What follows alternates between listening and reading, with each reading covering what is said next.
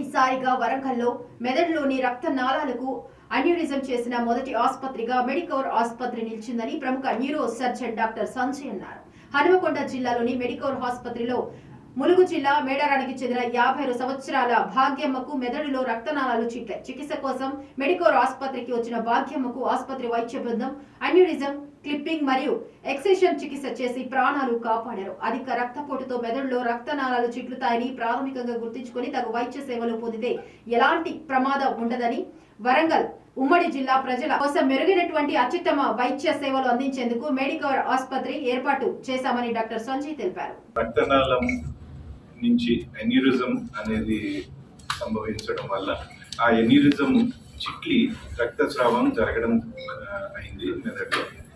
దాంతో ఆమె ఒక న్యూరో ఫిజిషియన్ చూసి స్కానింగ్ చేయించి తర్వాత ఇక్కడ ఆసుపత్రికి ఆమె రావడం అయింది. ఎమర్జెన్సీ విభాగంలో డాక్టర్ లక్ష్మీ దీపక్ గారు, డాక్టర్ ప్రదీప్ గారు, డాక్టర్ శాలిని గారు వాళ్ళు ఇనిషియల్ ట్రీట్మెంట్ చేసి తర్వాత డాక్టర్ ప్రియాంక న్యూరో ఫిజిషియన్ కింద పేషెంట్ అడ్మిట్ అవ్వడం జరిగింది.